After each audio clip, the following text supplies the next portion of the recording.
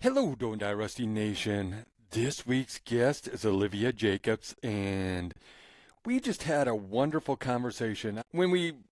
She got to the Don't Die Rusty studios, we talked before we started having the conversation, and we didn't know which way or what direction this conversation was going to go, and it went in so many fun directions. Olivia is just on it. She's a fine art photographer. She's a podcast host with the Hunter and Hippie podcast. And if you get a chance, go listen to that.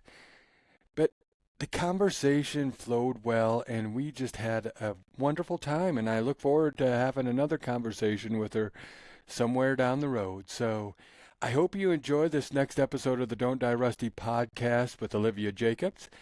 And if you get a chance, please subscribe, review, and share this podcast and let everybody else know what the Don't Die Rusty podcast puts out. And I just hope that you enjoy every episode that I do. So, as I just said, enjoy the next episode of the Don't Die Rusty podcast with Olivia Jacobs. Well, hello, Don't Die Rusty Nation.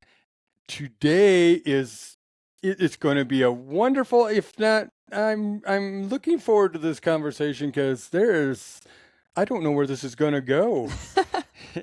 And today's guest is Olivia Jacobs. Has the Hunter and Hippie podcast. She's a professional photographer, and she just sold out of her Let It Snow. Let It Snow. That was my favorite one of yours. Was it? I really, you caught that perfectly. I think it's all about patience. Well, and it's funny, we have a really good friend that in common, Ashley Kurtenbach, that Ashley's been saying, you should talk to Olivia. And I said, I don't know what direction I want to go. And then you posted a post, and it's funny, she lives in Spearfish, and we were at the stop sign that stoplight that day. Uh-huh. And then you rolled down the window and talked to me, and then it's funny how that happened. And then the next day, I think you posted a post. It was like nudge, nudge. It was like, and then you just did an episode on, she's just did an episode. She talked to her dad, Scott, and her sister, Alexa, and your mom too, about being artists and this and that. But I wanted to go into it because, well, why don't you introduce yourself a little bit? Can you do that? I can do that. Yeah. My name's Olivia Jacobs. I am a fine art photographer. Yeah. I specialize mainly in landscapes or close-up vignettes of something cool, like a beautiful frozen puddle in winter with these purples and blues. And just my goal through my photography is inspiring people to slow down. The less elegant way of saying that, or my life's mission, is inspiring people to give a shit. I want them to care more about their life, their impact on others, what they eat, how they show up. That's kind of been my goal through most everything. The podcast, that's why it was started. I wanted to inspire people just to be better. And I think I do that with my photography because I capture moments that I think most people would overlook because we're so distracted by life and schedules and phones and social media and comparing ourselves to our neighbors. And so that's kind of what I specialize in. And the photo you were talking about, Let It Snow, is a photo of the snowy scene in Deadwood, a typical, not this year, but a typical winter scene of Main Street, Deadwood, which is a historic main street. And I just saw these heavy snowflakes falling. And I almost always bring my camera gear. If I'm, I don't really have a deadline, I have to have it. If I don't have it, I can't get a cool shot. Yeah. So that morning I decided to slow down and get out of my car, set up my tripod, and it was cold. It was in the single digits that morning. And I waited for like an hour for life to happen, for typical Deadwood winter life to happen. And there was a Suburban, and the driver was getting out of out of the car, and he opens the trunk, and I see that he's grabbing suitcases, and I was like, oh my God, just cross the street, please cross the street. And sure enough, he starts to cross the street, and I'm just like, all right, now I got to time his steps so he's in stride. And I captured it, and I think it was January 2023. And then January 2025 was when we had a meeting at the gallery, Jacobs Gallery on Deadwood's Main Street. And they saw the picture as I was going through a folder, and they're like, no, go back. Like, go back to that one. So I go back, and I'm looking at this Deadwood scene, and they're like, that's awesome. I'm like, what? Really? So I released it, and in 1 year, my entire 2 editions sold out, like almost exactly a year. So yes, I now I'm kind of paying attention more to the moments that like catch my attention that I don't think other people will appreciate, like that one. So my photography's kind of shifted a little bit. It's still those small moments, but that's kind of what I do. But then I also have the Hunter and Hippie podcast, which we started almost exactly a year ago. And it's me and my boyfriend, Pat, and we discuss life and relationships. We're both divorced. We both co-parent. He's very marine, oorah, like, rugged dude. Yeah. And then me, I'm softening him, and he's opening my eyes to his aspects. And so, yeah, it's kind of discussing contrasting beliefs. Now we've kind of merged a little more now that we've been together a while. And then we have a family business in Deadwood, and that's kind of what I am most used to and grew up in. My dad's a fine artist, so he's been famous my whole life pretty much in the especially motorcycle industry. So when, I was younger, I guess I just thought I'd be an artist. Mm-hmm. And then my sister, she's an artist, and she's selling her work in multiple countries, and she's just kicking, can I swear? No, kicking butt. Yep. Okay. I'm like kicking. You can kick it. I can kick. It's more the F, Okay, good to know. But anyway, so they're both successful artists, and then I come in as a photographer, and it took a while for me to even get comfortable saying I was a photographer. My ex-husband was like, we were in a group somewhere at this like political campaign thing, and they're like, what do you do? And I'm like, I'm a photographer. And when they walked away, my ex was like, you're not owning that. Like, you seem like you're ashamed of what you do. And I'm like, well, I guess I didn't take it seriously. Or I just, the imposter syndrome, which we all get at some point. So that's kind of, I guess, how I felt with my photography for a while. Well, it's interesting too, because it's one of my other favorite one, before I even really got to know you, and we talked about it. I think, I think you were in... Is it the barn? Norway or somewhere. Or were you? It's a the green door, green door. The horse, the horse handle. Yeah. It was in Norway. Yes, Yeah. called Handle It. Got to be punny with some of my titles. Yeah. Yeah, that one, that was the last photo I took of a week and a half being in Norway. We were walking back to the hotel, and I just saw this thick old wood door, and this tarnished, like brass, horse-shaped handle, almost like seahorse horse. That's what I was thinking, it was a seahorse, because I couldn't remember, but it's funny. I met you like with Ashley and this and that, and we were acquaintances and stuff. But that's the first time I saw that one. It was interesting because then I started asking you about how do you see things, because I always see what I see. Mm-hmm. And it's interesting to me because I didn't, like you said, you get imposter syndrome. What I like, you might not like. Mm-hmm. And what other people like, we don't care. We both do podcasts. Mm-hmm. But we choose what we want to do. And we choose what we want to talk about. And I when I first started this, it was like, everybody thought I was going to do a hunting podcast. Mm-hmm. But I didn't want to do that, because that wasn't where I wanted to go with it. Because it's funny, we do the same. We're mostly the same perspectives, because my goal is to help people be better. My goal is to help people, show people to chase their dreams and not have the Mm-hmm. fear to do it. That's why I wanted this here, because your family is artists Mm-hmm. and painters. You took off on photography. You just decided to chase your own dream, Yeah. and now you're successful at it. Yeah, I think it's, putting the time into what you want. Like, I'm listening to Atomic Habits, the book. Mm-hmm. So on my drive, I listen to that right now. And he was talking about how if you improve 1% each day for 1 year, you'll be 37 times greater as a person.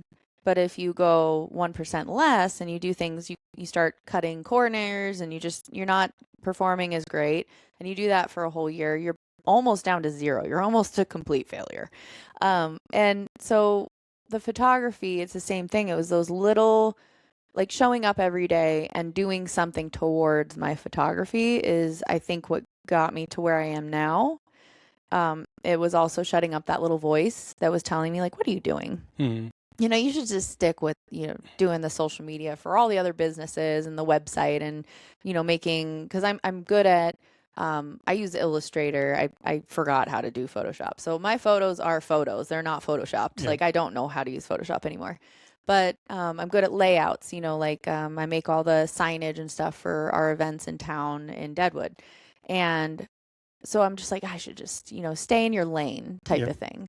But when I feel like you have to pay attention if you keep getting this tug, or these little pokes like, hey, don't forget about me. Like, that was like my camera. Hey, hey, Mm-hmm. you got something here. And taking the time to listen to that and stop comparing yourself to other people, that's huge.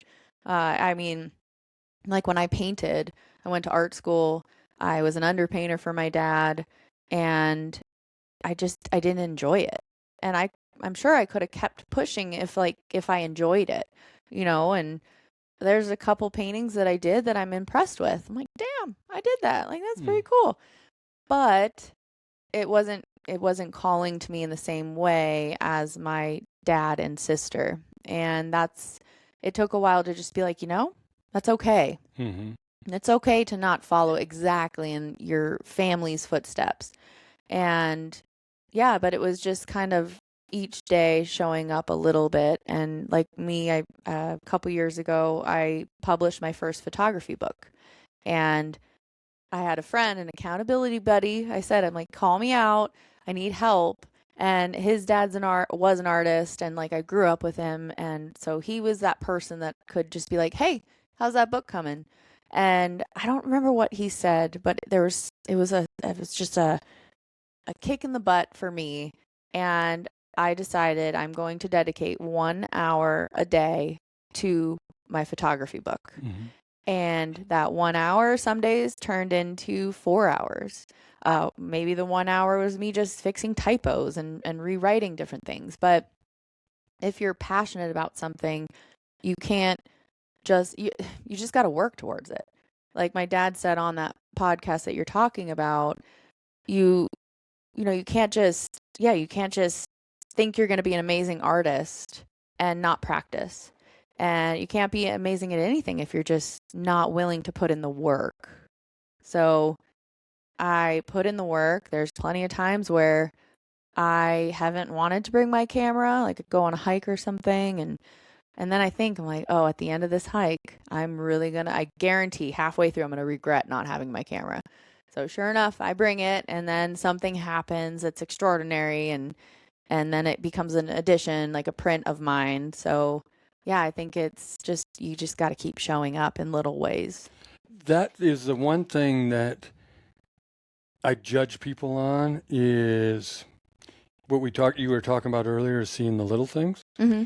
And I judge myself on, because I have to take a camera along or something along, because I've been places where you're never going to see that ever again. Mm-hmm. And I'm addicted to sunrises. Yes, I know you are. And I won't go hiking if I can't see the sunrise. Mm. It just doesn't interest me. Yeah. You're like, what? During the day? Yeah. I want to wake up at 3 a.m. Yeah. But then other people start, that's what they look forward to, is seeing one of those pictures that I have. Yep. And I go hiking during the day, but it doesn't do anything to my soul. Mm-hmm.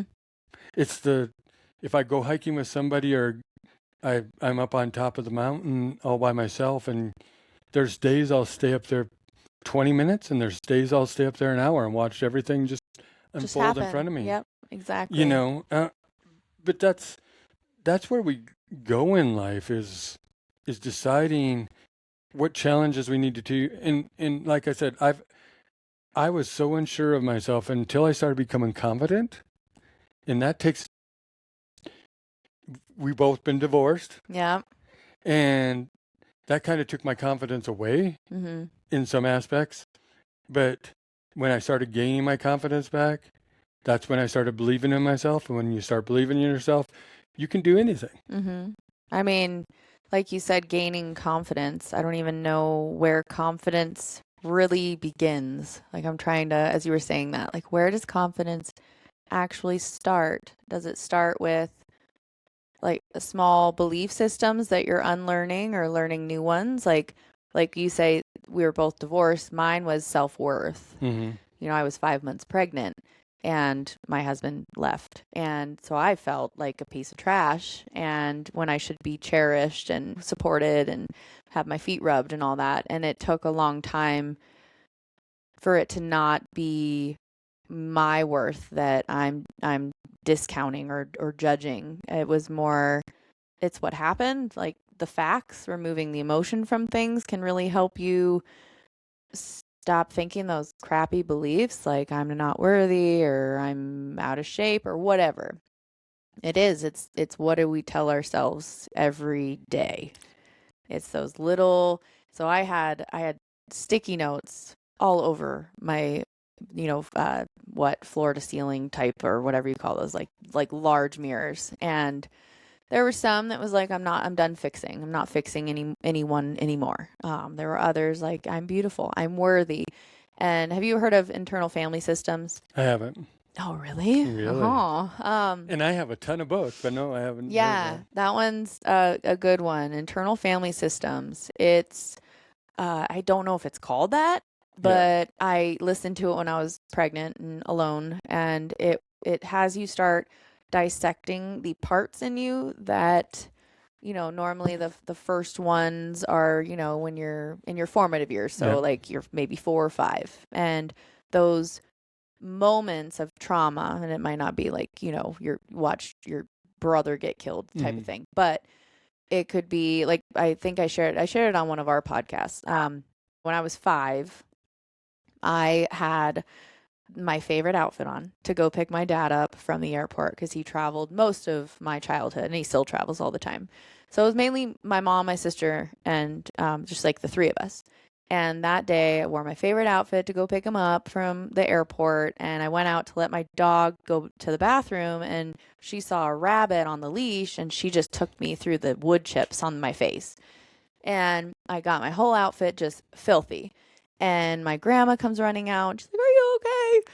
And I'm like, like so sad about my outfit. But they're like, "You're fine. Like you don't have any really scratches. Like just a little bit. You're fine." And I still remember my mom just being like, brushing me off, being like, "You're fine." And I was still crying because my outfit was ruined. And in that moment, it was the defining moment where I was like, "No, I'm not fine. Validate me." Like I felt invalidated and not worthy of the attention, or just my mom saying like, "What's actually going on?" And so then the internal family systems has you start identifying those moments. And there's one, when I was 12 and 15, and what do you tell yourself in those moments to survive? So there was the next one, I was in 6th grade, and girls made fun of me. No, a boy made fun of me, and my friends laughed with him. And I thought, I can't trust girls anymore. So then I was more friends with guys because girls were mean. And so once I was, going through all my self-exploration while I was pregnant, I started to dissect those moments. And that's when my confidence, I think, really increased, because some of the belief systems I had were from 5-year-old me. Like I called my 5-year-old self Little Liv, and I'm like, and you talk to that part when you feel like that part is showing its face to protect you from a current threat, in the same way 5-year-old self would have handled it. You talk to your 5-year old self, and you like, in your mind, you can give her a hug and you can soothe her in the way that she needed in that moment when you were a kid. So being able to take the time and really understand your triggers, how you work, can really help also just boost your confidence and be like, why do I still believe this? There was one I was just doing, I think yesterday, and the one in this moment it was from my marriage, but Pat, my boyfriend now, Mm-hmm. his voice got loud. And when voices get loud, that's actually from like childhood, is like, oh God, they're mad. And he got loud. I could feel my heartbeat increase. And all I said in my mind, I'm like, I'm safe. And it's just simple phrases like that that can really just help you be back in the driver's seat of your life, rather than having old ways of handling stress show their nasty face and make you not confident and not operating at your full potential. Well, the loudness is because I'm a loud person anyway. At least I've been told that. Yeah. But Cindy would like that was kind of like her, because when I get excited, I just get loud. Yeah. And it's not that I'm angry. It's just that I'm loud. Yeah, so is Pat. And it was one of those deals like, I'm not angry. Why are you cowering? I'm not saying cowering, but you know what I mean. But responding, flinching. Yeah. And then I realized that. I mean, I don't think I'm as loud in that aspect anymore, because I understand some of that. But I'm just that person. Mm-hmm. And for me, like, I was in the woods a ton, because it's interesting. I really didn't like the dark. Not that I wouldn't say I was afraid. I just didn't like it. Mm-hmm. And now, as we were talking earlier, like we get to summer, I'm up at 2:30, 3 o'clock in the morning. I'm climbing the mountain. Yeah, crazy. But man. I have no. I have, and most of the time I'm by myself, and I pushed through that stuff. Like, I don't care. I mean, I put on music just because if I'm in a hurry, it keeps my beat going so I can make it to the top of the mountain, because I can time myself. Like, when it gets to the song, I better be here. I better be there. I got past that stuff, and through all that, I was talking to myself too. Mm-hmm. And walks are great for that. And they are, and they're the best conversations, because Ashley and I have had so many great conversations out in the woods, walking and talking. And well, I mean, it's not just Ashley, but anybody I go with. I took Dave and Annie Fry up. They went up with me last year. They're from Sioux Falls. Mm-hmm. They came up. We climbed Crow Peak. They said they never would have done that at that time of the day. Yeah. They went and jumped in the creek with me on an ice plunge. I mean, well, the Spearfish Creek plunge, we'll say. I know what you mean. It really was. It was cold, but it is cold. But they said they would have never done that. And I think once I started believing myself and started pushing that you can believe in yourself. Well, actually, it's funny. Today, that's what I posted. I said, too many people, I said, too many people say they can't do it because they didn't think they could do it because they didn't believe in themselves. Oh, yeah, absolutely. So I said, my challenge to you, to everybody out there today, I said, my challenge to you is to tell somebody you believe in them. Mm. And if you're validated, if I tell you I believe in you, I believe in your photography, I believe in whatever else, I just want to get to mine thinking that somebody believes in me, I should start believing in myself. Oh, yeah. Absolutely. And if that's making the world a better place, because when people start believing in themselves, they can think they can do stuff. Yeah, that reminds me of, I was listening to earlier today. I'm only in like chapter 3 of the Atomic Habits, but he was talking about how habits are not formed with goals in mind. They're formed through small systems, and also identifying, like, he had a friend lose 100 pounds because he said, what would a fit person eat for breakfast? What would they do? Would they sit on, their butt watching a movie, or would they maybe go for a walk? And this person began identifying as a healthy person. So your habits start changing in what you identify as. Or like another example was you don't train for a marathon to do a marathon, like you become a runner first. So you have to become the thing that that you want, your goal. Mm-hmm. And yeah, and then when I started saying like I'm a photographer, that was scary. But when I started saying it more and more, it's like, oh, well, what would a photographer do? She might edit her photos that she hasn't looked at in 6 months, or, and take the actions towards being what you believe you want to become.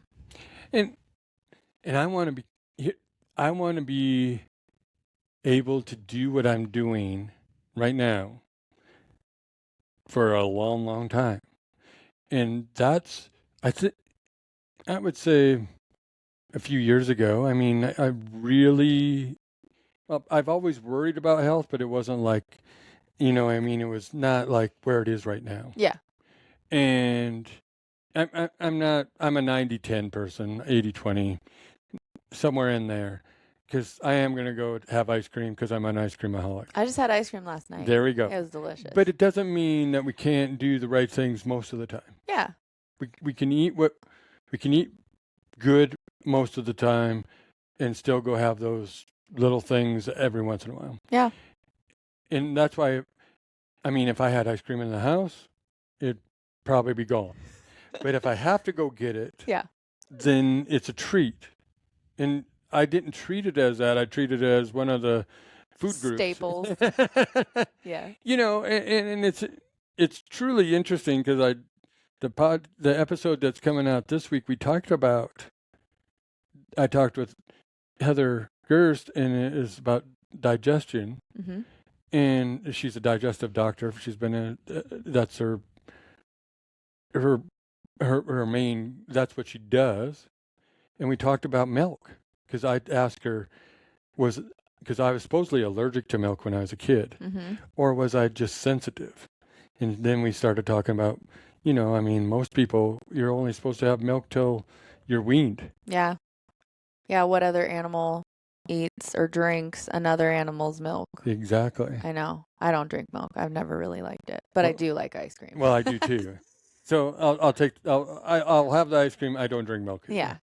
But those are the things that you start thinking about. I mean, I was thinking about what conversations would Olivia and I had.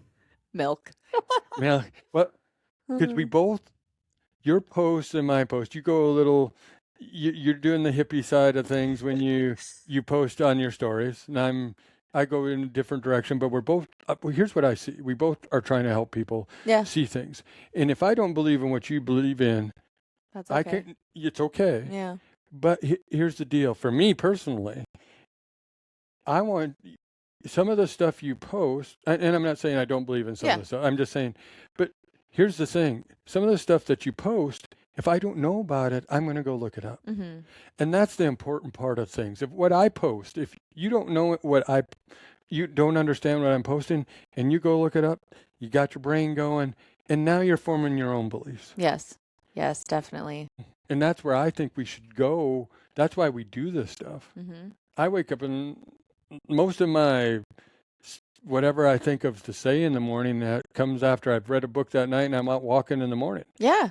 That's what I mean, the flow state type things, like walking and doing the things where your mind is in a flow state. Like that is a really important place to be. And they asked, it was another book, I don't remember which one. Sorry. I know it's fine. It was a book, but it was talking about how to identify when you're in a flow state. And the one thing was, especially like your calling, like what you enjoy doing. For me, editing photos, the time just disappears. Like I'll be at my computer for 2 hours and I'm like, oh crap, I got to go get my son from school. Yep. But the flow state type item or type things like walking and yoga, and I've reached a meditative state only a handful of times. And I now my thing, because I had a house fire in November and I'm still not home, I bought a sauna this last summer. And that was like a big investment, but I knew how important it was for my personal health. And also it's my form of meditation. You know, I go in there, my legs are crossed, I got my dumb little hat on, my wool hat, and I'm breathing and I might be stretching and I set it for a timer outside for 25 minutes. There's no distractions and I have great ideas and you know, just I'm with myself and there's no distractions to I don't know, let social media take over and everything. And that's actually, I've been really bad at posting on our podcast because I've just been really, the last couple weeks, like icky Yeah. feeling about it. On one of my plane rides coming back from our vacation, I listened to The Diary of a CEO, and it was something about the brain health and what short form videos are doing to people's brain and especially children.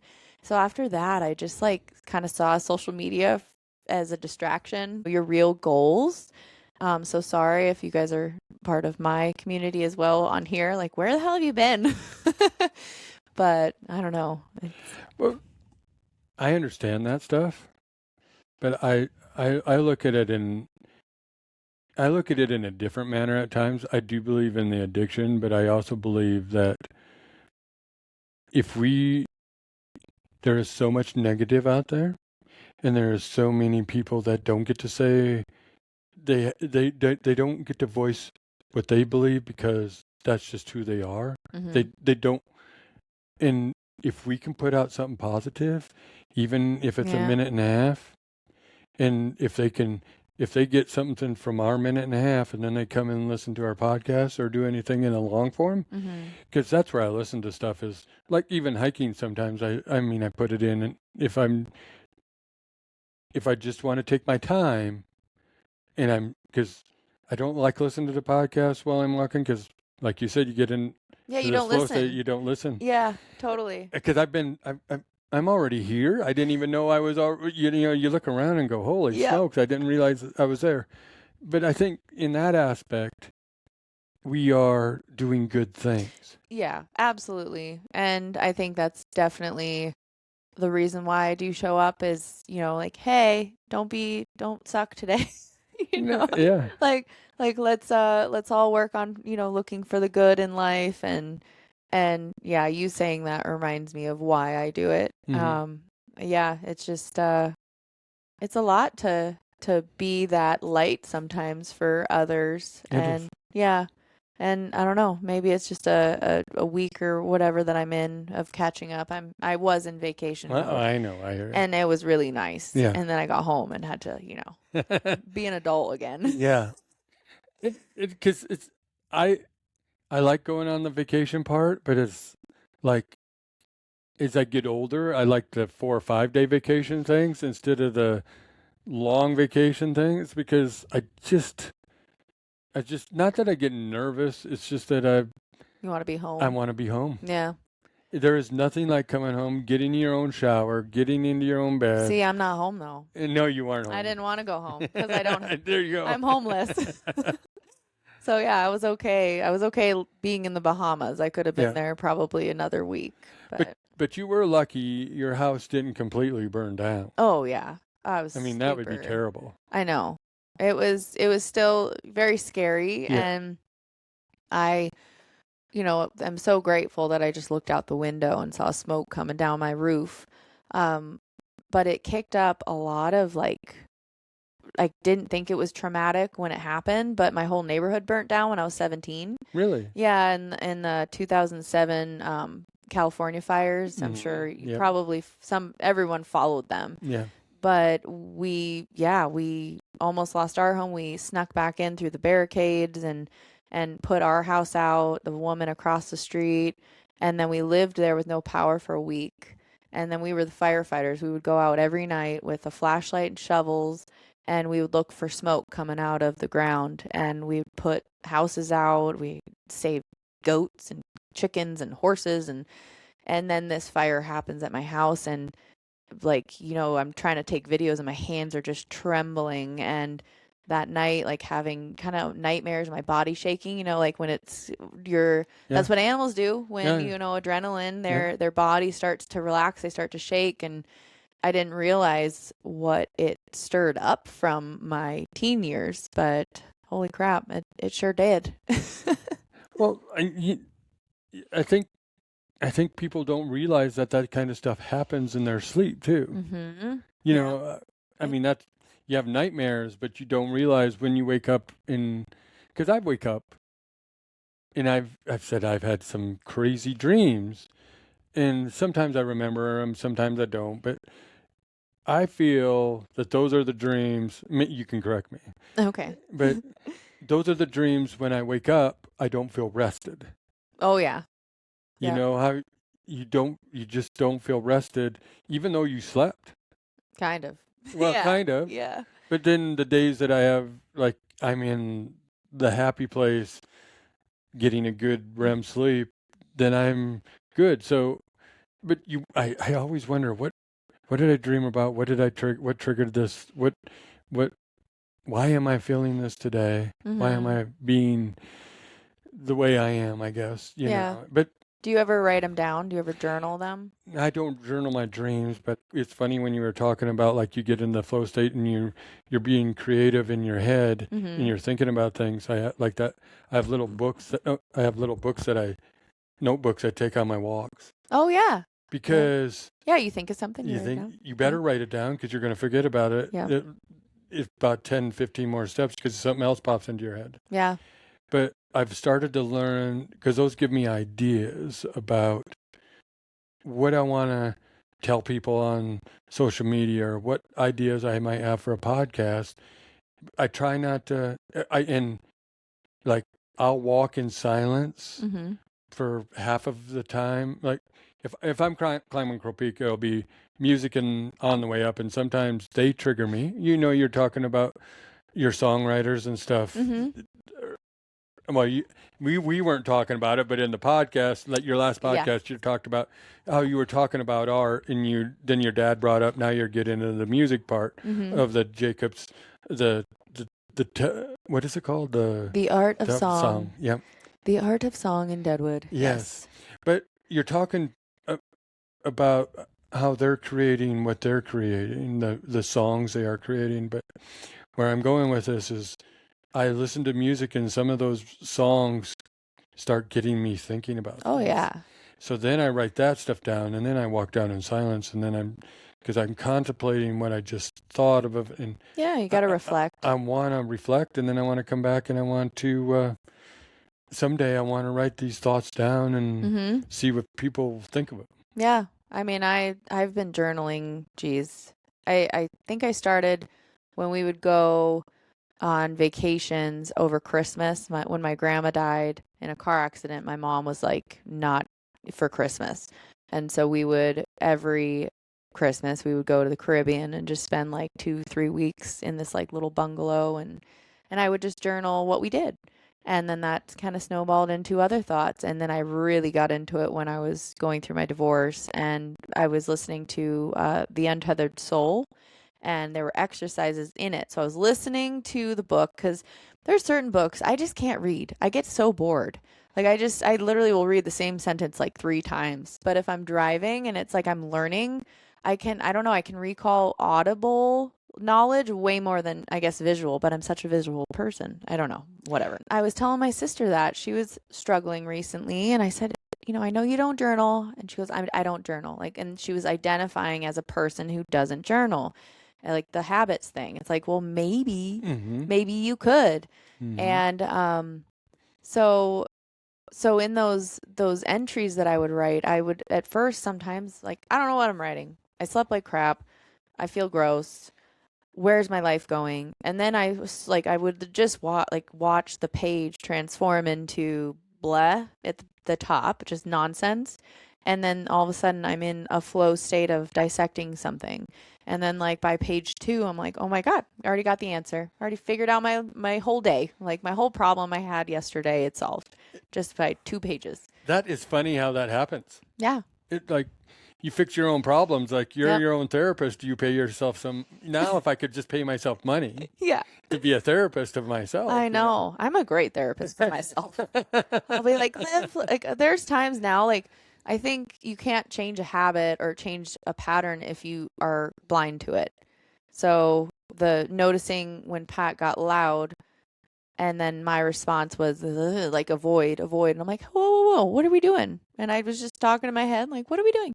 Like, Yeah. no, that I'm safe. I'm good. He's not mad. He's just loud like you are. You know, and I think it's those little bits of where you catch yourself doing something or yeah, just changing your identity.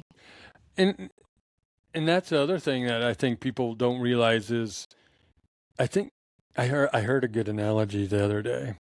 Like, and it was I listened to Ed Milet a lot. Who? Ed Milet. I don't know who that is. You should listen to him sometime. Okay. Yeah.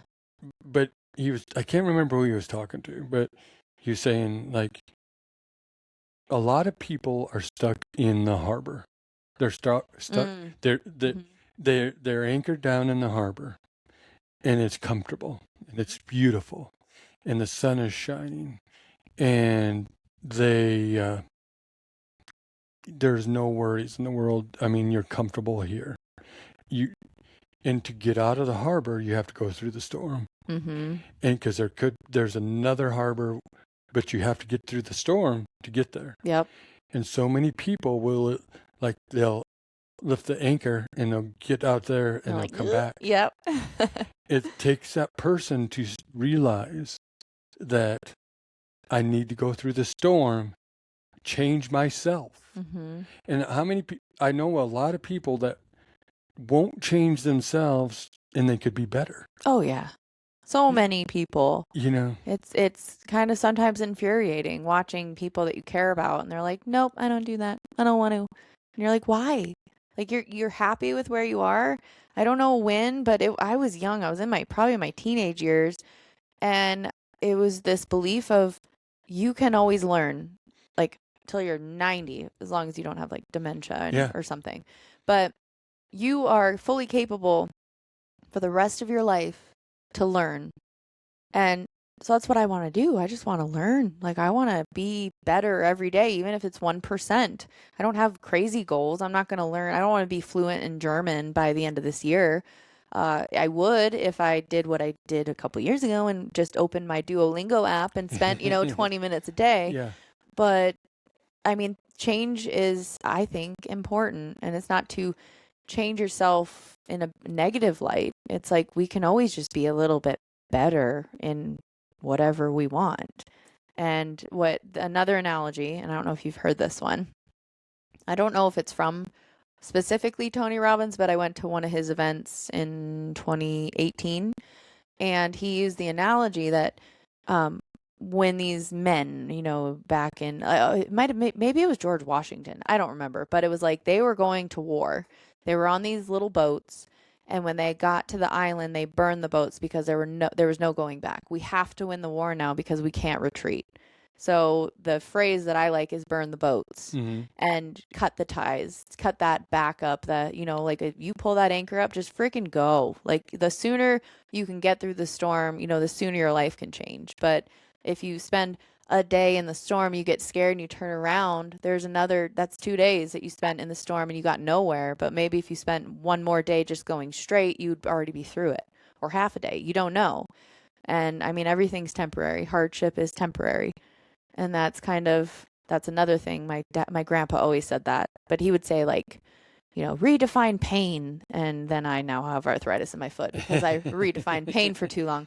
But my mom says it too. Everything's temporary. Like the fire, like we've been out of the house. It's going to be 5 months. That I did never in my life thought that I'd be kicked out of my brand new house for 5 months. Yeah. But it's only temporary. And as soon as I'm in my house again, I'm going to love it. I'm not even going to think about the 5 months that we were out. Sure, it's uncomfortable, but yeah, it's okay to be uncomfortable. You're not dying. No, and we grow. Yes.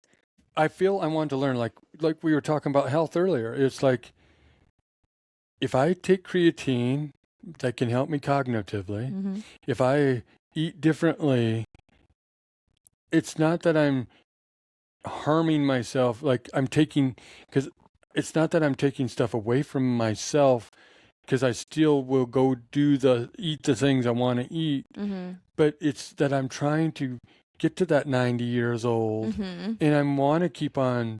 I there's two. The thing I don't ever want to lose is my mind and my eyes. Yes. I don't want to lose my mind. You That would know, suck. and those are the things that have seen people, and and it's like we got to figure this out. And if you aren't going to try to help yourself, Yep. It's not like health just all of a sudden fails. It's those small decisions that you make every day that can either lead you to having a stroke. Like my grandpa, brilliant man, so stubborn, so just pissed. He'd scream at his computer and he was mad and he'd be like, "Yes, you should feel it. If you drop a plate and you break it, scream."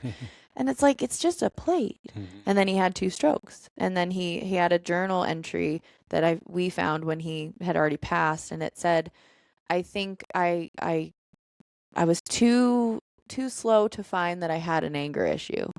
And I think that's why I had my stroke. And so many people they regret because they didn't look at their habits soon enough. I don't know. I don't even think, like you said, you're not taking stuff away with your, eating healthy. I don't even view it that way anymore because I now identify as somebody who I don't eat processed food. I just don't. I feel like crap. My stomach hurts. Might have diarrhea. Like I feel awful. And it's not even the bad. Like I haven't had fast food in 15 years. And it's not that I'm depriving myself, is I don't enjoy eating that. I do not eat it. It's like the same book, Atomic Habits. He said there's 2 people and one's smoking a cigarette and the other person says, they offer him a cigarette. They're like, "Hey, you want one?" "Oh, no, I'm trying to quit." And then he says, and then the second person they ask, "Hey, do you want a cigarette?" And they say, "No, I'm not a smoker," even though they were last week, but they are now, I'm not a smoker anymore. Like for me, I don't eat fast food. I don't eat canola oil. I don't eat high fructose corn syrup. If it has it in that, I put it down because it's just, I'm not a person who eats it. If you want to eat it, I'm not judging you, Mm-hmm. but don't make me eat it to make yourself feel better, Yep. type of thing.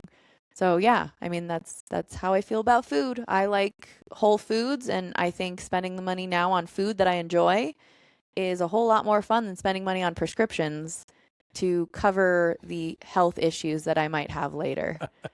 Right? No, I was laughing about what we were talking about earlier because I believe that. Sorry, I got excited there. I didn't even get loud, and I knocked my headphones off my. But but that's where I'm going. Yeah. It is. I how many people do you know? I mean, I'm talking older people that have 10 prescriptions, and Mhm. because I go to a functional doctor now, and it's funny because I have to go to my primary tomorrow for insurance purposes. Oh yeah, fun. But I go to my functional, and I started feeling way better. Well, this is a little over a year ago now too, Mhm. and but I'm not on any prescriptions, Mhm. and people don't. Here's an. I didn't really want to go here, but I'm going to go here. You If didn't know where we were gonna I know but we're talking about food and we're talking about health now. go. Mhm. You know what pisses me off the most right now? What? Ozempic, Oh God. because America is trying. We made it. This I don't know if it was. And I know I'm going into probably the conspiracy theory here, but Oh, I love I those. love those too. Because they're almost always a fact later. It takes like 5 years for everyone to figure it out. Because if you think about this, if you think about America helping people change and say obese people, and I'm saying they made it fashionable to be obese. If Mm. do you understand what I'm saying? Yeah, I mean, they made it really easy to be fat. So you're fat shaming me and you're judging me, but you're not healthy. Yeah. And now, and I'm saying I could say this is I'm not going to say a company's name, but nobody would probably listen to me anyway from that company. But if you have that Ozempic it's easy now to get thin. Yeah, because So everybody wants the fast way. Like there's a very powerful, I'm sure everybody has seen it, and if you haven't, now you're going to be targeted because you know that everything's yeah, listening. It's a drawing of like pills and Ozempic, and then it says lifestyle changes, and everyone's in line for the fast fix. yep. And there's maybe like three people in the lifestyle, the long term, the long lasting decisions that you make. And I mean, yeah, everything. You know, I need my order right now on Amazon. I need fast food. I want DoorDash. I don't want to sit and wait for something. Like you need to have the website pages have to load under 3 seconds or somebody's going to leave. Like everything is instant now. Not many, I don't want to say no one, but not many people want to put in the work. But it's those little lifestyle changes that we were talking about earlier, that 1%. Maybe it's the first day you put that soda down. You decide I'm going to cut out soda this week, and all of a sudden you have energy and you don't have those mood swings and the sugar crash, and you're sleeping better. And then all of a sudden, like my boyfriend now, he when I met him, he would drink, I think he said like at least two what is it, Monsters a day. And I remember he sent a picture, like him in his patrol car, and he's got that in his hand. I'm like, what the hell is that? And he's like, what? I'm like, yeah, that's a problem. I'm like, because that's not going to be allowed in my house. Like, if you can have it in your house, but I don't want to even support it by having it in my fridge. And he said it on a few of our episodes, his achy knees, the pain that he's always had, chronic pain, gone. His back sometimes hurts when he stands too much, but he's gained all kinds of muscle. He's over 200 pounds, which was hard for him for a long time without, being in the Marines and everything. And he's like, I feel healthier than I did when I was 25 because I'm eating all the stuff that I've been eating for 15 years. It's like, this is the analogy I used when I finally got my self-worth back or at all was I'm never going to meet somebody down here again. Like I've worked too hard to change my thoughts, to be more positive, to do good things for myself. I'm not going to lower myself to meet somebody anymore because why would I do that? But I did.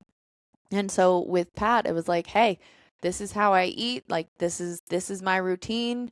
I like to be outside. I'm obviously a photographer. Thankfully, he hunts and does that. But it was no more of this, I'm going to lower myself to make other people feel comfortable. Like this is who I am type of thing. Like this is who I am. And if you don't like it, go somewhere else. Well, that's how Cindy and I were actually, is because it's she lived in Pierre, I lived here. Her kids hadn't graduated from high school yet, Mm-hmm. and but it was good because I could go back and see my mom and dad, and I could stop and see her, and our relationship was good, and that's where I started gaining my confidence too, because I see too many people that will that that will settle Mm. instead of stick to their guns. Mm-hmm. And for me, then we broke up a few times, and then I said, "Here's the deal. If this, I'm not going to keep on breaking up. But if we got back together, she's stubborn. There was a baseball tournament out here, and she would have never told me she was out here. Mm-hmm. But there was a baseball tournament, and we got back together. And I said, here's the deal. If we're going to get serious, you need to move out here. Yeah. Because I am not moving to Beale. I mean, I grew up in that area. Yeah. I mean, I grew up in central South Dakota, but Spearfish is my home. Mm-hmm. And Spearfish, I would have nothing to do there. We'd fight, we'd get divorced. Mm-hmm. That's all that's going to happen. Yeah. But now, and we're older, and we're both independently together. Mm-hmm. You know what I Yeah. mean? It's not that No I codependency. no, because Yeah. I just went down to Pueblo and to I'm West Pueblo, Colorado this last weekend, and she's it's going to be nice being alone. Yeah. Is she out of town? No, she should be home now. Oh, okay. Okay. She was at work, but I mean, I Yeah. went down there for a long weekend. there's also the trust that you get. And when you have Yep. trust, your mind isn't going. She knows what I'm doing and I know what she's doing, Mm-hmm. and might not be together, but we're not settling. Mm-hmm. And we didn't settle. And it's good. Yeah, I think being upfront, especially in a new relationship, is very important, especially after divorce. Yeah. Like with Pat, I was just expecting him to just be, interested for a little bit. And I'm like, okay, I said, I am stubborn. I have strong opinions, but they're not fact. I'm open to hearing, other people's sides. Like I always say, I can't have an opinion of something unless I've tried it at least once. And then once he was still sticking around, I'm like, what the hell? What do you want? Yeah. And then I would share, these are my triggers. I'm giving you the roadmap to understand the way that I function so that you can help me through it. But I'm also like, it's just a way of cutting through the crap and the games and saying like when I'm in this like this mood, or right before my period starts, I just really want cuddles. I want you to just look me in the eyes and just touch me. Touch my arm when I'm cooking, touch my foot, I don't care. Just touch something. And in my marriage, it was this game of I know what you want, but I'm going to keep it because that's like a way to control me, maybe. And yeah, being in a relationship where you have trust, there's no games. It's like, hey, I want to be with you. I just want to be with you. You make me happy. I want to grow with you. I think growth is really important, Mm-hmm. like we talked about. But as a couple, you can't have one person trying to be better every day. And then, your spouse just is comfortable with who they are. And there has to be an equal, I wouldn't say equal, but equivalent somewhat interest in personal growth and couple growth as an actual couple. I haven't since, I bought a new house, had a fire, all this. So I haven't really done any of my solo road trips, but I'm honestly, maybe during my marriage, that was a way of escaping my marriage and doing my solo trips for a week in my rooftop tent, because now it's like, I don't want to go without you. I like life with Pat. It's enjoyable because I feel like we both respect each other. It's a weird thing to have. Well, it is. It is too, because Cindy and I, we have grown together, and it says we were out in the Badlands 2-3 weeks ago, and I was driving. I usually drive to get there so she can fall asleep while it's still dark out. Because you go in the morning. Yeah, we go real early in the sunrise. And I'm trying to get to. It was funny because we go out to look for sheep at times, but then we go. I was out there trying to get the sunrise, and I like let me drive and she's I shouldn't say this in the Badlands, but she was driving like 70 so I could get to this area so I could jump out and get some. Yeah. And I got it. But so she understands, and then we calm down. Yeah. And then we have a nice little drive because the sun's up and there's nothing there for me to take a picture of. Like, now I'm not interested. But she doesn't go with me all the time. I don't post a lot. I post occasionally pictures of Cindy and I together, but that's not her thing. But she knows this is my thing because it makes me happy. I feel like having a good conversation fulfills me. Oh, yeah. Absolutely. And I try to, but she's also a hippie, and I eat some of the things that she has. Some. Because I kill most of all of our meat that we eat. I'm not a big bird eater. I'm not a big fish eater. I like my elk, deer. Backstraps. You know what I mean? Oh my God, yeah. I love that stuff.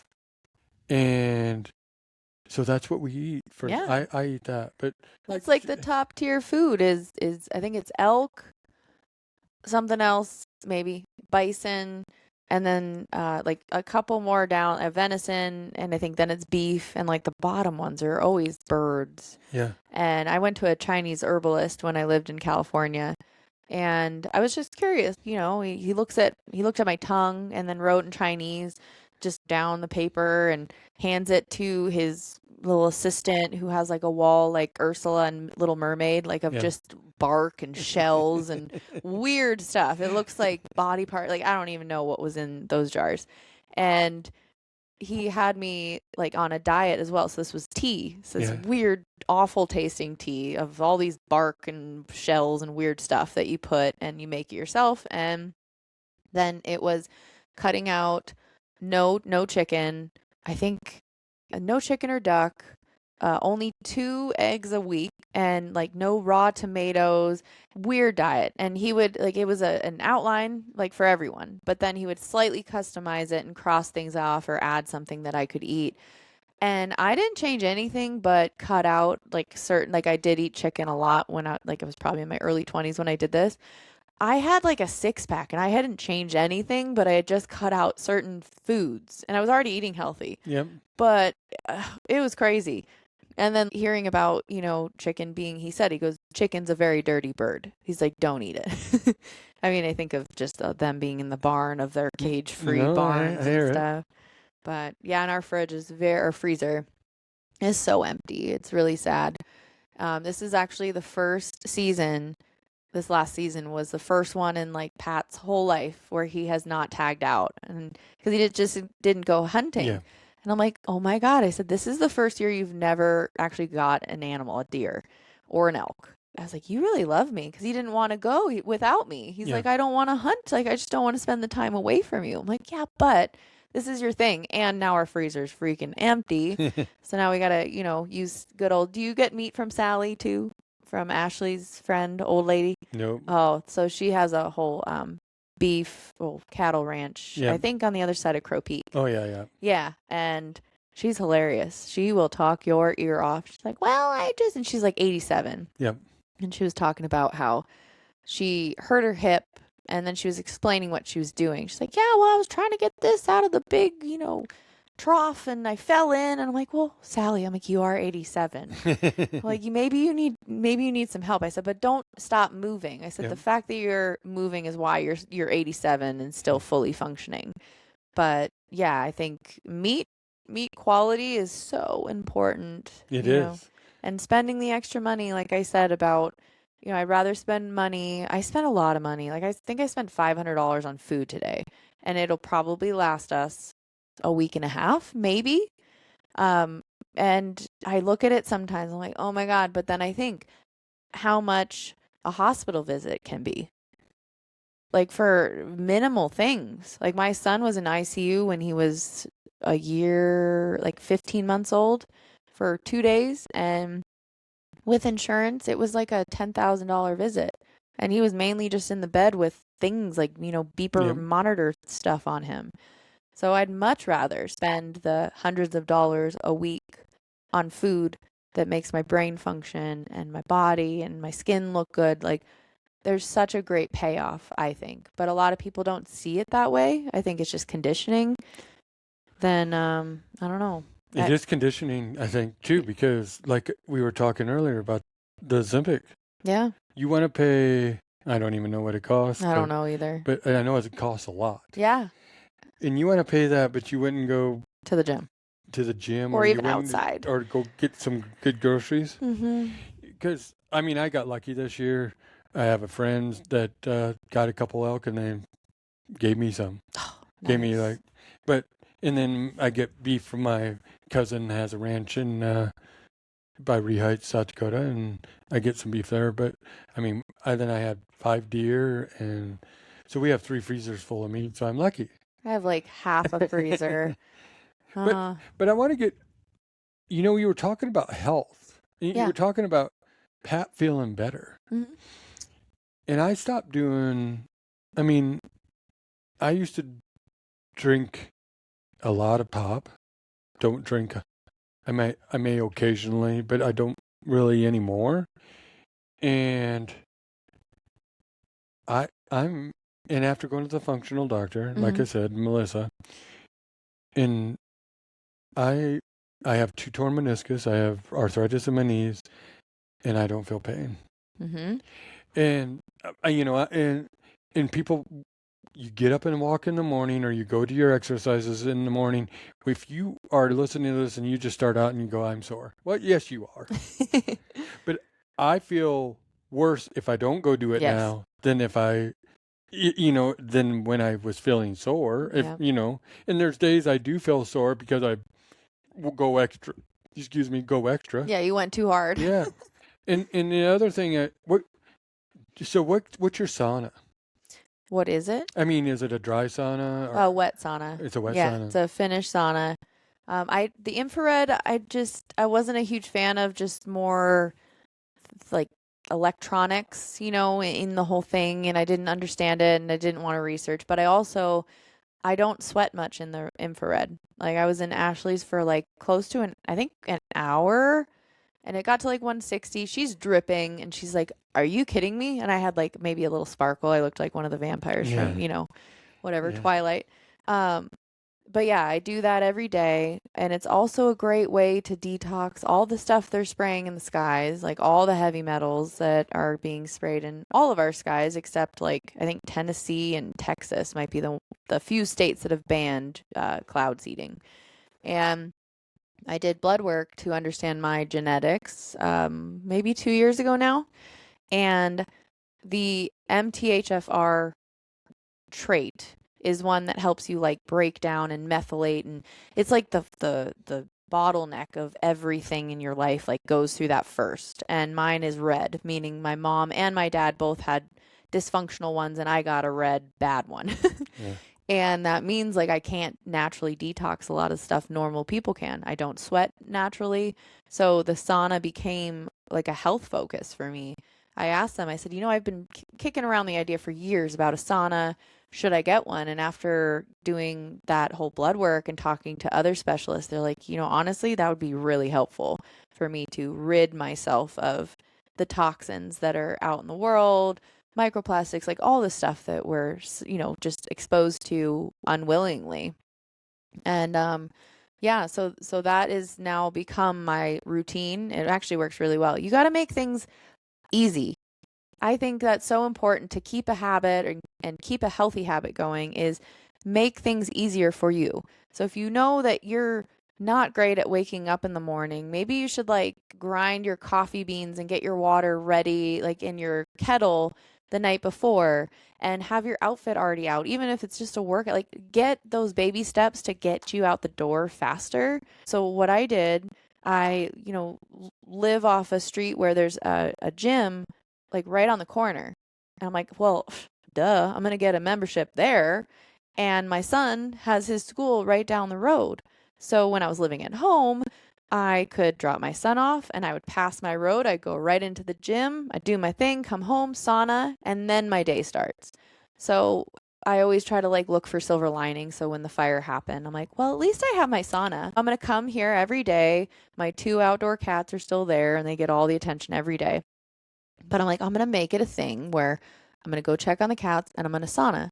And then you should have seen Pat's face. He just looks at me when I say this, like I'm all optimistic, and he goes, "The sauna's not working right now." And he just like sees my chin start to like quiver, and he's like, "It's okay, I'm gonna fix it." So he went and did all the stuff to actually get it up and running.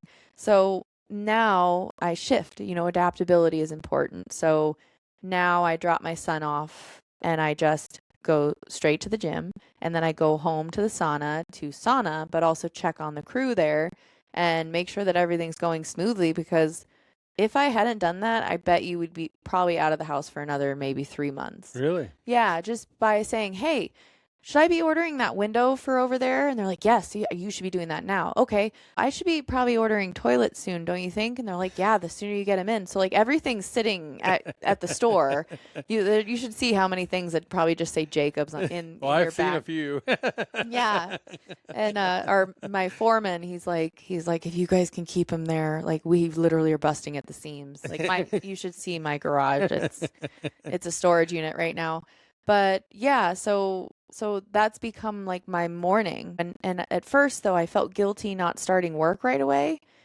But when I go to the gym and then I go do my sauna and I feel more productive, my mind is better. I'm at ease, and it's no longer, oh, I should start at 8. Why should I? Should, oh, I should. Who am I comparing that to? I'm comparing it to somebody with a 9 to 5, but I'm not a 9 to 5 person. I can get as much done as most people in probably 3 hours because I'm relaxed. I've just detoxed. I've had a great, breakfast. I have, my eggs, my like homemade sourdough from Dawn at Bee's Knees, so good, and like bacon or whatever. Like I have my yummy protein, and I might start my work at 11, but I don't feel guilty anymore. So I don't know. There's the should. I like the. Have you ever heard stop shoulding all over yourself? No, I haven't, but that's a good one. Yeah, I like that. Like, oh, I should probably go. Well, who's should? Like, who? Yeah. Where does the should come from? Yeah. Like should. Oh, I should. Who's telling you to do this? Or So, yeah. No, and well, the reason I ask about that is I like a dry sauna, but when Ray Jensen and I was doing a fire and ice with him, and we were at like 180, 190, and for 15 minutes, go jump in the cold plunge for 2 or 3, and then get back in, do that for an hour.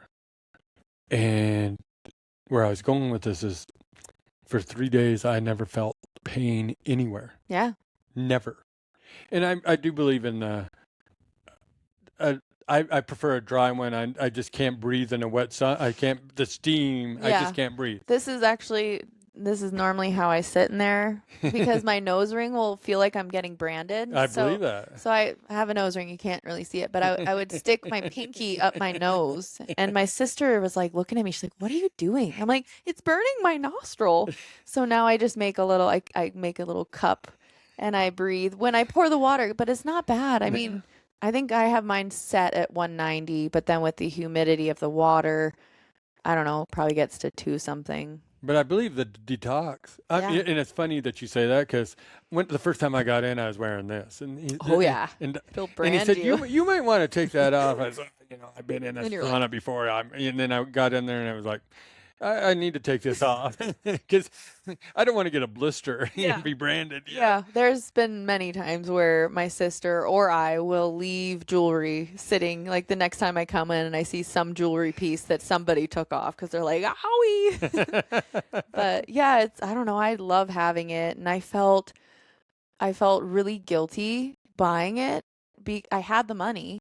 Like I had saved up. I always have like a savings. I put every paycheck, what is it, like 20% into savings every week automatically. I don't even touch it. It's just a thing I do. And it has saved me a few times when my water heater broke at my house and my rental property in the same week. Yeah. But I had the money. And Pat was like, "Just buy it." And then I bought it and it's sitting there and I was like, I still feel really guilty.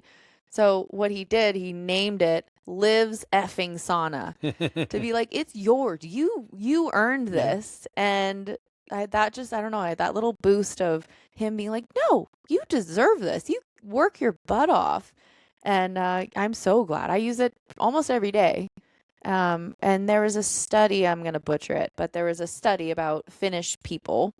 And it was like if you go in 4 times a week, it was like 50 or 60% decrease in cardiovascular complications.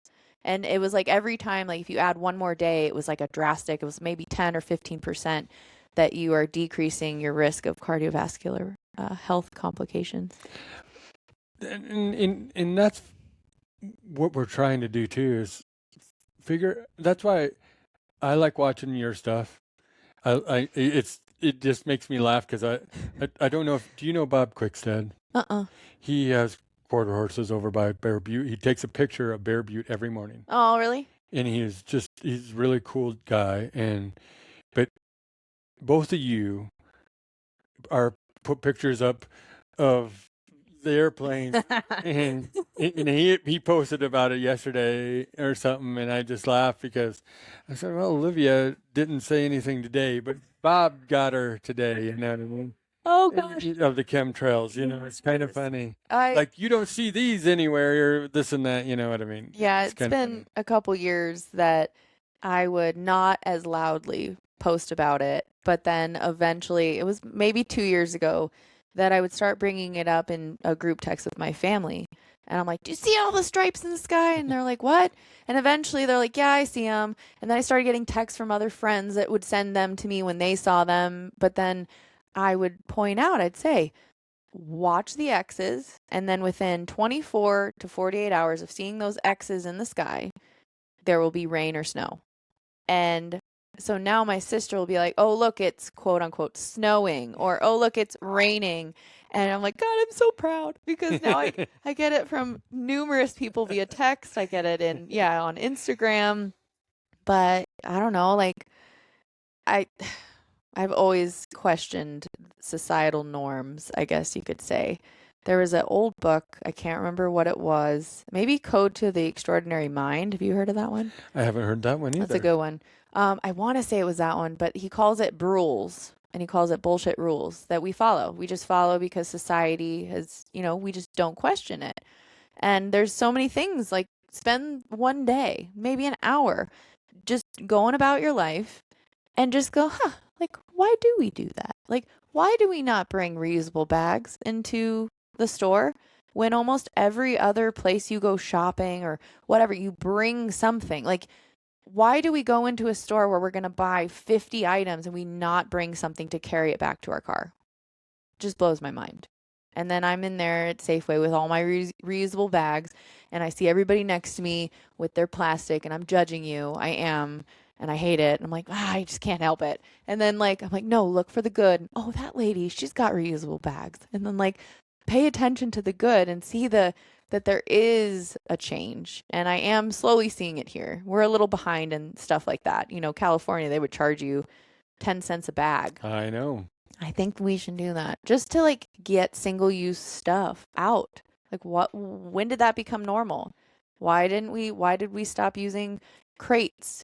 And it's like seeing old movies. Yeah. And I watched this really bad movie. Some Chalamet guy, I don't know, is Timothy Chalamet. It was called it was a ping pong movie, and my dad was super excited to watch it.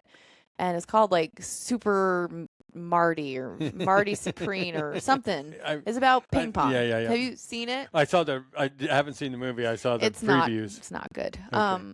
But it's literally just him being a crappy human being his whole life, and then it ends as him being a dad, and you see his life change just in that one clip, and then it's over. Really? Yeah. But it was it took place in the 50s, and I'm looking at he's running in a scene. He's running down the street getting chased by cops, and everything is in wooden crates and all this stuff. And it's why did we stop doing that? And why are we polluting every part of this planet with plastics? And questioning that. We don't question it. We just go, it's because that's how they package it. Well, Cindy always takes her bags.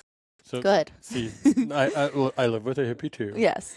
But it was interesting that you said that, because I went out to the Western States Endurance Race last year, and I went to a grocery store, and I'm paying for the plastic. I didn't realize that.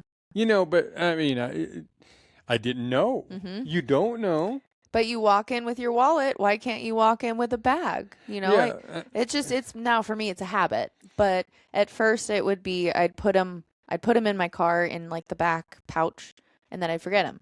I'm like, crap. Okay. When I go to the store, I have to put it on the front seat, on top of, or my, put it on top of my purse. And then I started grabbing it. And so it's again, making your life easier by little adjustments. So that was my little adjustment, was putting it onto my front seat. Well, I'm going to have to also, I mean, I listen to books too, but I have Atomic Habits, the book. Yeah. I should listen to it, because I couldn't get into it. I just couldn't get into reading it, but Yeah. I bet I could get into listening to it. And it is the author. It's James Clear. He's the one, reading the book aloud. And I don't know, I think it's always better when the author does, but I've started listening to it, and I tend to do this when I'm going to be a leader in the gallery, and I head there to, be encouraging and inspirational, but I'll listen to something that inspires me on the drive there. Yep. And that was, it's free on Spotify Yes, right now. I mean, I have premium or whatever you call it, but it's part of Yeah. my package. So I am definitely listening to it. Because I get his emails. Oh, James see, I put his don't. emails. Yeah. I mean, it's just that I just, I, and now I'm into, this is terrible. I'm reading like 5 books at the same time. I try, Multitasking. yeah, it's like one's important. This is that, you know what I mean? It's like, I'm, I'm reading a book on manifesting. I'm Mm-hmm. reading a book on being my better self. I'm reading just how to be a better speaker, Mm-hmm. and then I'm reading about, there's a lady in that was down at the store did a book signing. That's the bottom book there actually. Oh, I okay. went and met her. I'm hoping to My get her on the Journey to episode. Freedom. Yeah, and it was very interesting, and I'm trying to read that and get, but I like to learn. Mm-hmm. There's some days I wish I could win the lottery and I could read and I could go for my walks and I could do a podcast and go do whatever I wanted. Yeah. But you can't do that every day. No, not yet. Not yet, but we will. But we're at an hour 20. Oh, okay. See, told you we can talk. We can. I this has been fun. I really enjoyed this conversation, even though we didn't know where we were going to go. Because I didn't. I hope we can do it again sometime. Yeah, absolutely. I mean, I live nearby. You do. I do. Maybe we'll have to set up. I'm going to have to talk to you after this, but I'd like to get a boom speaker. Mm-hmm. I mean a boom mic, Mm-hmm. and I'd like to sit around and just like have it Yeah. in the middle Yeah. and have a good conversation with a few people. Yeah. Like we all get to just chat. And I was going to put up. I have my camo, and I was going to have my phone, but I can't find my tripod. So anyway, That's okay. but at the end of every conversation, and now I can ask you this at the end of my conversations, I ask one question. Oh, yeah. What is the question? Oh, no, I should have thought of this. Yes. What's the good life to Olivia Jacobs? So define the good life, like my good life. What's your good life? Yeah. Okay. Well, Right now. okay. Because I think it's ever changing. Yeah. So right now, the good life for me involves my house being finished, being in my own home. Mm-hmm. My garden is set up because I started it, and now it's, in the pause right now. My garden set up, and I'm growing a lot of our produce that we enjoy. I have my gray water barrel hooked up to my gutter, which is another thing that would be amazing. The kids are playing outside. Our dogs are happy and healthy as they age. And I just think of the perfect day, which would just be beautiful music. The doors open. It's a nice spring day. And yeah, we're all just present. There's no technology other than maybe the music playing. We're making a home cooked early dinner. I loved those last summer. And yeah, and I'm a absolutely full-time photographer, helping people beautify their homes with my work. And I'm doing speaking, and I'm doing photography retreats, traveling to beautiful spaces and teaching people how to be present and mindful in a way that you can capture the things that I capture. Because a lot of people ask, they're like, how do you get in that mindset? I don't know. It's just the mindset I'm in, but I need to dissect that so that I could do that. That would be, I think the quality life would be giving back, like you said, giving back, being in my home, family's happy, and we're all just present. Well, I like that. I really, really like that. And I think also, like you said, how do you get in that mindset? They might ask you, but you have to have that peace. You have to be in the present. You have to look at the simple things of life. So I really like that. So if you get a chance, listen to the Hunter and Hippie podcast. I didn't want to say it. Yeah, you're the Hunter and Hippie, yes. Yes, listen to that. Check out Olivia. Yeah, my website is livmebe, livmebe.com. And she's going to send that to me. I'll put it in the show notes. Yes. Yeah, I've got my blog and all my photography, and I think our podcast, it's on a tab at the top. So it's all on LiveMeBe. And then you can Follow her on social media because I'm telling you, some of her stories are interesting, and it's just fun. And I thank you so much. I'm I was really looking forward to this conversation, and I'm hope we get to do some more. Yeah, just reach out and I'll be here. All right, Thank that's you. awesome. So, don't die, Rusty Nation. Keep chasing your dreams, being the best you, and don't die, Rusty. I want to thank you for listening to this episode of the Don't Die Rusty podcast. And if you would be so kind to give us a review, a like, a share, and a subscribe, that'd be wonderful, and I would greatly appreciate it. And if you would like to follow us on Facebook, we're at Don't Die Rusty. If you'd like to follow us on Instagram, it's at Don't Die Rusty. And if you would like to get in contact with me, it's rick@don'tdierusty.com. And I just want to say I appreciate everybody listening, and as usual, keep chasing your dreams, being the best you, and don't die rusty.